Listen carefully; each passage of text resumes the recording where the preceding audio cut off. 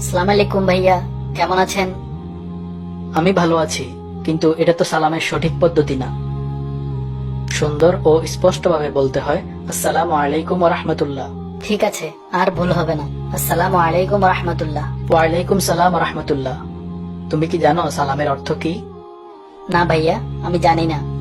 আসসালামু আলাইকুমের অর্থ হলো আপনার উপর শান্তি বর্ষিত হোক। তুমি যদি কাউকে সালাম আলাইকুম বা আসসালামু আলাইকুম বলো, তবে এর অর্থ পরিবর্তন হয়ে যাবে। আসসালামু আলাইকুমের অর্থ হলো আপনার মৃত্যু হোক। তুমি কি এমনটা কামনা করতে পারো?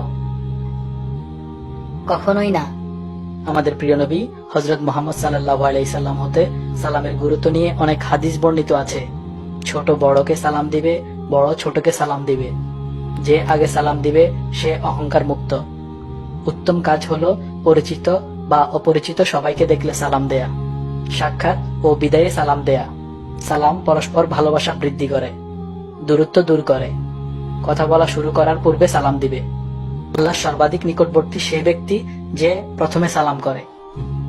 যখন কোনো মুসলমান সালাম দেয় এবং অপর মুসলমান উত্তর দেয়, তখন ফেরেশতা তাদের জন্য 70 বার মাগফিরাতের দোয়া করেন।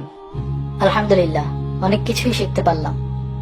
আজ তুমি যা শিখলে তোমার বন্ধুদের সাথে শেয়ার করবে, যেন তারাও শিখতে পারে। ঠিক আছে ভাইয়া, এবার আমি আসি। আসসালামু আলাইকুম রহমতুল্লাহ। ওয়ালাইকুম সালাম ওয়া রাহমাতুল্লাহ। বন্ধুরা, এমন সুন্দর ও শিক্ষণীয় বিষয় নিয়ে আপনাদের সামনে উপস্থিত হব। প্রতিটি ভিডিও শেয়ার ও কমেন্ট করে আমাদের উৎসাহিত করবেন।